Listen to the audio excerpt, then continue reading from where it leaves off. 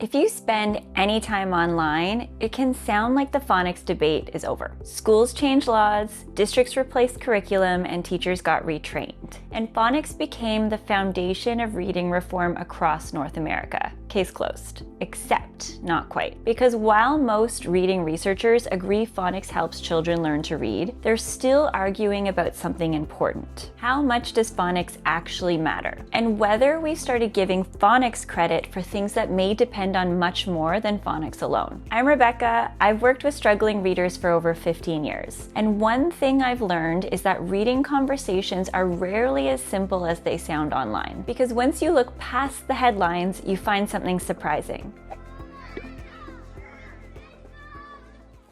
Most researchers agree children need phonics. The disagreement is about what comes next. So let's look at where the evidence agrees, where it doesn't, and why that matters for parents and teachers. Let's start with the easy part. Most reading researchers support systematic phonics instruction. Decades of research have found that children generally do better when phonics is taught explicitly and systematically. Researchers like Mark Steinberg, Louisa Moats, and Timothy Shanahan all support teaching children how sounds connect to letters in a clear, structured way. Reading isn't a natural process. Children need to learn how the alphabetic system works. For most researchers, that's not really the debate anymore. The debate starts when we ask a different question. How much of reading success comes from phonics? Because even some of phonics' strongest supporters still point out that the effects are often more modest than people assume. For example, Timothy Shanahan has noticed that phonics instruction generally outperforms alternative approaches, but the differences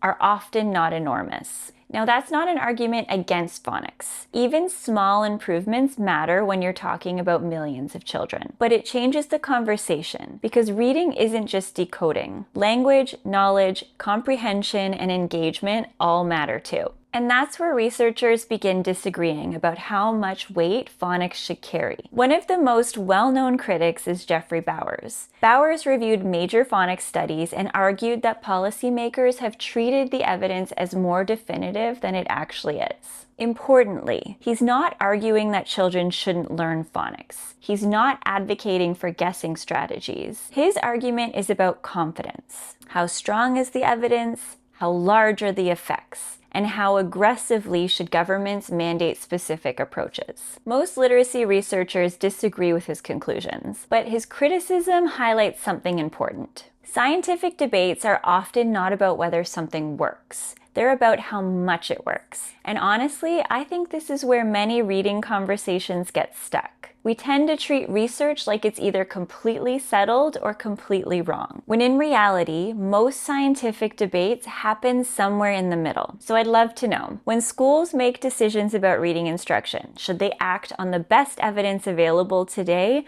or wait until the evidence becomes even stronger? Let me know in the comments. Here's the part I find most interesting. Despite all the disagreement, the gap between these researchers is often much smaller than it sounds online. Both sides agree children need to learn sound-letter relationships. Both sides agree decoding matters. And both sides agree phonics alone is not enough. The real disagreement is about balance. How much emphasis should phonics receive? And how much attention should schools devote to vocabulary, knowledge building, language comprehension, and motivation alongside decoding? Those are very different questions from should we teach phonics? So if there's one takeaway from this conversation, it's this. The phonics debate isn't really about whether phonics works. Most researchers agree that it does. The debate is whether phonics is the whole story, because children don't become strong readers simply by learning letter-sound relationships. They become strong readers when decoding, language, knowledge, and comprehension all start working together. And I think that's where reading research is heading next. If you enjoyed this video, watch my breakdown of the active view of reading next, because it explores exactly what researchers think may be missing from the way we currently talk about reading instruction.